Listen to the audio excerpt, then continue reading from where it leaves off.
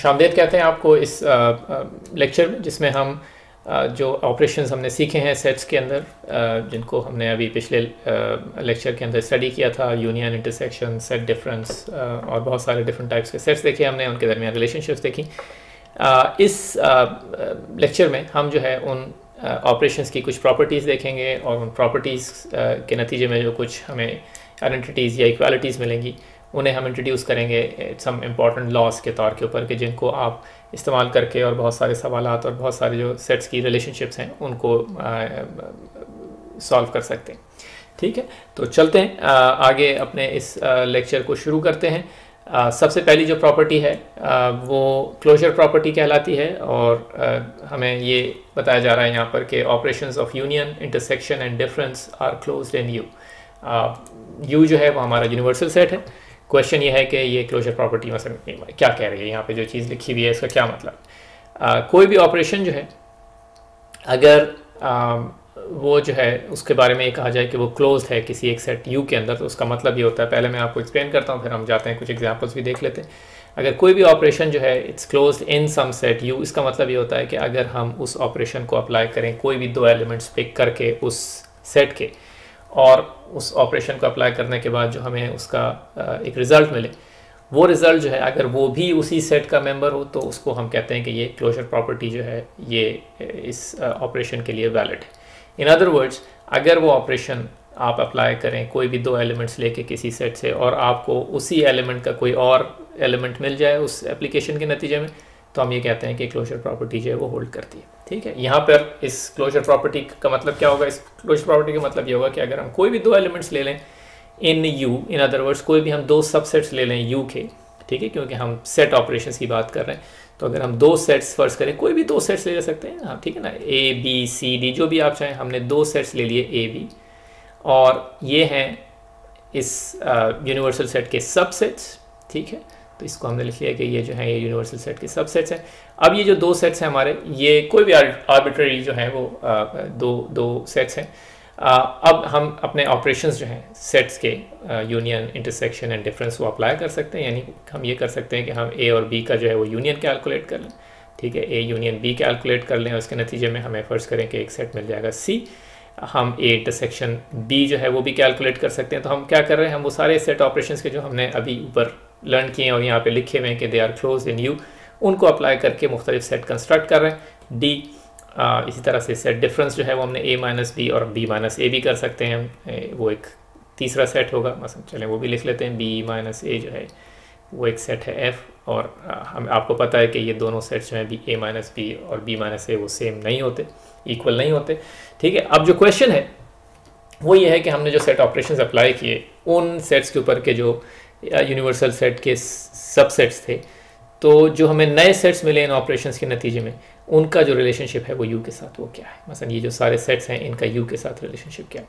अगर हम ये इस्टेब्लिश कर सकें, अगर ये हम कन्विंस कर सकें, अपने आप को प्रूव कर सकें कि ये सारे सेट्स जो हैं ये भी सेट यू के सबसेट्स होंगे, तो हम जो चीज़ कह रहे हैं वो वही है कि जो ऊपर लिखी हुई है, यानी ये जो ऑपरेशंस हैं ये क्लोज हो जाएंगे यूनिवर्सल सेट में। ठीक है, इन अदर वर्ड्स कोई भी दो सेट्स जो सबसेट्स हैं यूनिवर्सल सेट के, उनको लेकर आप दो से मुराद आर्बिट्ररली एनी टू, सो यानी ज़रूरी नहीं कि ए और बी सी डी, कोई भी आप लेके किसी भी कॉम्बिनेशन के अंदर अगर आप ये ऑपरेशंस उनके ऊपर अप्लाई करें यूनियन, इंटरसेक्शन और डिफरेंस के, और जो भी उसके नतीजे में आपको सेट मिले वो यूनिवर्सल सेट का सबसेट हो, तो ये जो प्रॉपर्टी है ये वैलिड होगी और होल्ड करेगी।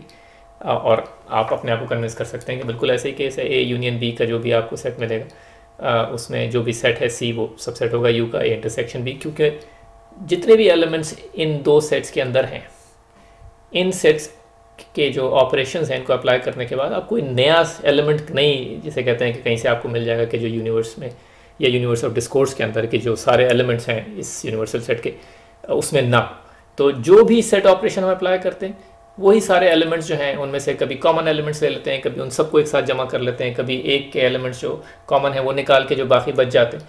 इन अदर वर्ड्स जो भी एलिमेंट्स हमें मिलते हैं जो हम एक सेट के अंदर जमा कर लेते हैं वो यूनिवर्सल सेट में ऑलरेडी मौजूद होते हैं। ठीक है, तो ये हो गया क्लोजर प्रॉपर्टी का मतलब। आगे चलें, अब हमारे पास है कम्यूटेटिव प्रॉपर्टी या कम्यूटेटिव लॉ भी कहते हैं इसको।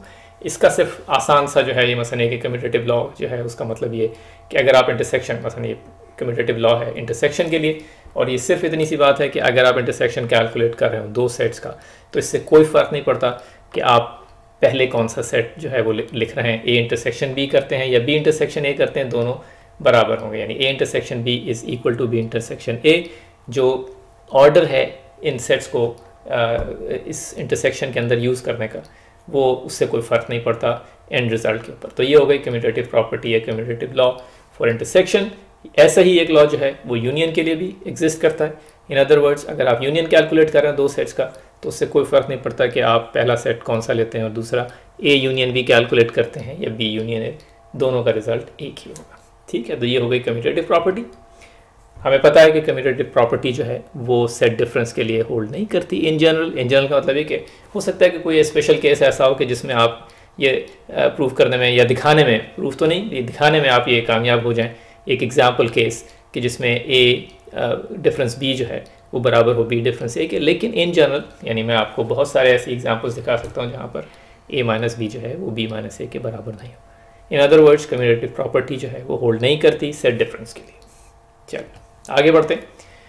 यहाँ पर कुछ प्रॉपर्टीज़ जो हैं वो जो यूनियन है हमारा सेट ऑपरेशन उसकी दी हुई। पहली प्रॉपर्टी क्या है? पहली प्रॉपर्टी जो है उसमें हमें बताया जा रहा है कि अगर आप कैलकुलेट करें यूनियन ऑफ एनी सेट ए, एक कोई भी non null non empty set है ए, उसका सेट फी से जो कि हमारा एम्प्टी सेट है या नल सेट है, तो अगर हम यूनियन कैलकुलेट करें किसी भी सेट और नल सेट के दरमियान, और यहाँ पे जो चीज़ दोबारा यहाँ पे लिखी हुई है वो सिर्फ ये कि जो आपकी कम्यूटेटिव प्रॉपर्टी जो हमने लर्न की है, तो हम इससे कोई फ़र्क नहीं पड़ता कि हम ए का यूनियन कैलकुलेट करते हैं नल सेट से या नल का कैलकुलेट करते हैं ए से, अल्टीमेटली जो चीज़ हमें मिलेगी वो सेट ए ही मिलेगी, क्योंकि नल सेट में हमें मालूम है कि कोई एलिमेंट नहीं होता।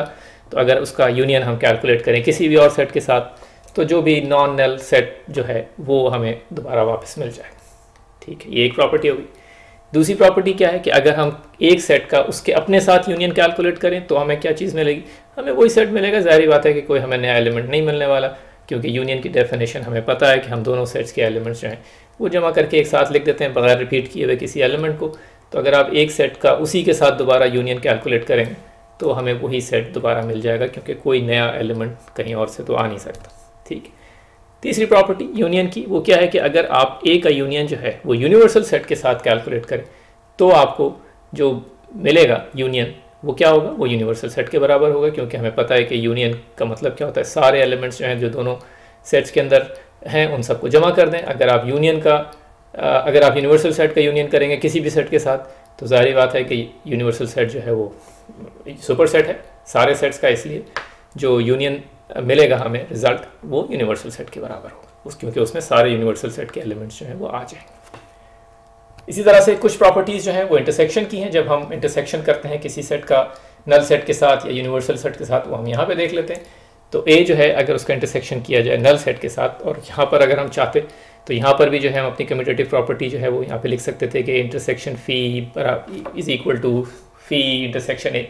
लेकिन हमें उम्मीद है कि आपको कम्यूटेटिव लॉ जो है या कम्यूटेटिव प्रॉपर्टी जो है वो अच्छी तरह से याद है, तो कोई फ़र्क नहीं पड़ता कि नल सेट पहले लिखें या बाद में लिखें। ठीक है, जो इंपॉर्टेंट चीज़ है वो ये कि किसी भी सेट का अगर इंटरसेक्शन कैलकुलेट किया जाए, किसी भी नॉन एम्प्टी सेट का इंटरसेक्शन एम्प्टी सेट के साथ, तो जो रिज़ल्ट हमें मिलता है वो एम्प्टी सेट होता है। और बात यानी ऑब्वियस है कि जब कॉमन एलिमेंट कोई होगा ही नहीं, क्योंकि फ़ी जो है या नल सेट जो है उसमें कोई एलिमेंट ही नहीं है, इसलिए ज़ाहिर बात है कि किसी भी सेट के साथ अगर आप उसका इंटरसेक्शन निकालने की कोशिश करेंगे तो आपको कोई कॉमन एलिमेंट मिल ही नहीं सकता, इसलिए जो इंटरसेक्शन है वो भी एम्प्टी सेट होगा। Next property A intersection A. अगर किसी भी सेट को ले लें आप, ए बी सी, यहाँ पे हमने सिर्फ एग्जाम्पल के तौर के ऊपर एक सेट जो है वो ए ले लिया है, एक जनरल एक नोटेशन यूज़ कर रहे हैं हम ए की। ये लॉ जो है ये हर सेट के ऊपर एप्लीकेबल है। तो अगर किसी भी सेट का जो है इंटरसेक्शन उसी सेट के साथ ले लें आप, तो क्या मिलेगा? वही सेट दोबारा मिल जाएगा, क्योंकि सारे के सारे एलिमेंट्स कॉमन होंगे, क्योंकि एक ही सेट। ठीक है, तीसरी प्रॉपर्टी ए का इंटरसेक्शन यूनिवर्सल सेट के साथ अगर आप लें, अगर ए का इंटरसेक्शन यूनिवर्सल सेट के साथ लें तो बाय डेफिनेशन हमें पता है कि यूनिवर्सल सेट के अंदर सारे एलिमेंट्स होंगे कि जो ए के अंदर मौजूद हैं, बल्कि उससे हो सकता है कि पोटेंशियली ज़्यादा एलिमेंट्स हों। इसलिए जब हम इंटरसेक्शन लेंगे तो सारे जो ए के एलिमेंट्स हैं वही दोबारा हमें मिल जाएंगे, क्योंकि ये सारे के सारे कॉमन एलिमेंट्स होंगे यूनिवर्सल सेट में, और यूनिवर्सल सेट में हो सकता है इससे ज़्यादा भी एलिमेंट। ठीक है, तो ए इंटरसेक्शन यू जो है वो हमें ए ही मिलेगा, और अगेन दोबारा से ए की जगह पे कोई भी सेट हो सकता है। तीसरे जो है सेट ऑफ प्रॉपर्टीज़, वो हमारी जो है वो ज़रा हम कॉम्प्लीमेंट या सेट डिफरेंस के नतीजे में जो हमें मिलती हैं वो देख लेते हैं। यहाँ पर जो पहली प्रॉपर्टी है वो ये है कि A union A prime. Again इसको हम कम्यूटेटिव प्रॉपर्टी यूज़ करके ये भी लिख सकते हैं कि ए प्राइम यूनियन ए, यानी इससे कोई फ़र्क नहीं पड़ता कि हम ए का यूनियन ए प्राइम से ले रहे हैं या ए प्राइम का यूनियन ए से। तो जो इम्पॉर्टेंट चीज़ है वो ये कि ए यूनियन ए प्राइम जो है वो यूनिवर्सल सेट के बराबर होता है। और ये बात अगर आपको कॉम्प्लीमेंट की जो है वो डेफिनेशन याद है कि ए प्राइम में वो सारे एलिमेंट्स होते हैं कि जो ए में नहीं है और यूनिवर्सल सेट के अंदर है, यानी ए और ए प्राइम के अंदर ये जो दो सेट्स हैं ए और ए प्राइम, ये डिसजॉइंट होंगे और एग्जॉस्टिव होंगे। ये हम आपको पहले बता चुके हैं। एग्जॉस्टिव का मतलब क्या है कि अगर इनका यूनियन कैलकुलेट करें तो हमें यूनिवर्सल सेट के सारे एलिमेंट्स मिल जाएंगे। In other words A union A prime जो है वो यू के बराबर होता है, और वही चीज़ यहाँ पे लिखी हुई भी है। दूसरी property A intersection A prime, by definition हमने अभी आपको बताया कि ए प्राइम में वो सारे एलिमेंट्स होंगे कि जो ए के अंदर नहीं, जिसका मतलब ये है कि हम ये कह रहे हैं कि अगर हम इन दोनों का इंटरसेक्शन निकालें तो हमें नल सेट मिलेगा। इन अदर वर्ड्स ये ऐसे दो सेट्स हैं कि जिनमें कोई कॉमन एलिमेंट नहीं है, इसलिए ये जो सेकंड प्रॉपर्टी है वो ए इंटरसेक्शन ए प्राइम की वो नल सेट के बराबर होनी चाहिए। ए प्राइम और उसका प्राइम, ठीक है ना, A prime of A prime या null set of complement of a complement, वो किस चीज़ के बराबर होता है? वो ए के बराबर होता है। यानी अगर आप किसी सेट का एक दफ़ा कॉम्प्लीमेंट लें और फिर दोबारा उसका कॉम्प्लीमेंट लें तो आपको वही सेट दोबारा मिल जाता है। ये चीज़ भी हम पहले डिस्कस कर चुके हैं जब हम कॉम्प्लीमेंट जो है सेट ऑपरेशन उसको हमने इंट्रोड्यूस किया था, और ये आप अपने आप को बड़ी आसानी के साथ कन्विंस कर सकते हैं कि ऐसा ही है। यानी जब आप ए का ए कॉम्प्लीमेंट निकालते हैं तो वो सारे एलिमेंट्स के जो ए में नहीं, जब उसका कॉम्प्लीमेंट निकालते हैं तो वो सारे एलिमेंट के जो ए के अंदर हैं। इसका मतलब क्या हुआ कि complement of a complement gives you the same set back. अगर हम यही कॉम्प्लीमेंट जो है वो यूनिवर्सल सेट का निकालें तो क्या होगा? यूनिवर्सल सेट का कॉम्प्लीमेंट निकालने का मतलब क्या है कि आप यूनिवर्सल सेट में से वो सारे एलिमेंट्स निकाल दें कि जो यूनिवर्सल सेट के अंदर है, क्या बाकी बचेगा? नल सेट बाकी बचेगा। इसलिए यू प्राइम जो है वो नल सेट के बराबर है। इसी तरह से हम ये भी कह सकते हैं कि अगर हम नल सेट का प्राइम निकाल लें तो हमें यूनिवर्सल सेट मिल जाए। ठीक है, तो ये जो आखिरी जो हमारे पास प्रॉपर्टी है वो हमें ये बता रही है कि अगर हम नल सेट का कॉम्प्लीमेंट निकालें, इन अदर वर्ड्स हमें वो सारे एलिमेंट्स चाहिए कि जो नल सेट के अलावा हैं यूनिवर्सल सेट में, क्योंकि नल सेट में कोई एलिमेंट नहीं है, इसलिए सारे एलिमेंट्स जो इसके अलावा होंगे वो सारे के सारे यूनिवर्सल सेट के मेंबर्स होंगे। इसलिए फी प्राइम या complement of an empty set will be the universal set. ठीक, अब नेक्स्ट जो है हमारे पास, हम अपना जो लॉज ऑफ ऑपरेशंस हैं उन्हीं को कंटिन्यू कर रहे हैं। हमारे पास जो नेक्स्ट जो लॉज हैं उन्हें हम एसोसिएटिव लॉज कहते हैं, और एसोसिएटिव लॉज जो हैं, मसलन यहाँ पे यूनियन का एसोसिएटिव लॉ दिया हुआ है, और ये सिर्फ ये बात आप हमको बता रहा है कि अगर हमारे पास फर्ज करें कि सिचुएशन ऐसी हो कि हमारे पास 3 सेट्स हैं और उनका हमें यूनियन कैलकुलेट करना है, A union B union C, तो इससे कोई फ़र्क नहीं पड़ता कि हम पहले कौन सा जो है वो यूनियन कैलकुलेट करें और फिर मसलन, क्योंकि यूनियन आपको पता है कि एक बाइनरी ऑपरेशन है, यानी 2 सेट्स को आप लेते हैं उनका यूनियन कैलकुलेट करते हैं। यहाँ पे हमें 3 सेट्स का जो है वो यूनियन कैलकुलेट करना है, और अगर हम मसलन 2 सेट्स को एक साथ लेके इसको कैलकुलेट करना चाहें तो एसोसिएटिव लॉ सिर्फ ये कह रहा है कि आप कोई भी 2 सेट्स पहले लेकर और उसके बाद तीसरे सेट को का यूनियन जो है वो दूसरे स्टेप में कैलकुलेट कर सकते हैं। इन अदर वर्ड्स, हम ए यूनियन बी पहले कैलकुलेट कर लें और फिर जो भी सेट ए यूनियन बी का आए उसका यूनियन हम सी से कैलकुलेट कर लें, या हम बी यूनियन सी पहले कैलकुलेट कर लें और फिर जो भी सेट आए उसको हम यूनियन कर दें ए से।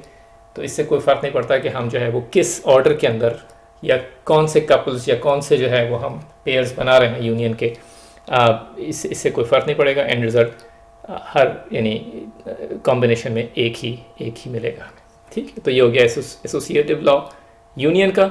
इसी तरह से एक एसोसिएटिव लॉ जो है वो इंटरसेक्शन का भी मौजूद है, और इसमें वही बात कि आपको अगर 3 सेट्स का इंटरसेक्शन निकालना है तो इससे कोई फ़र्क नहीं पड़ता कि आप कौन से 2 सेट पहले लेते हैं, उनका इंटरसेक्शन कैलकुलेट करते हैं और फिर कौन सा तीसरा सेट जो है उसके साथ इंटरसेक्शन जो है इसका कैलकुलेट करते हैं। तो ये हो गया एसोसिएटिव लॉ।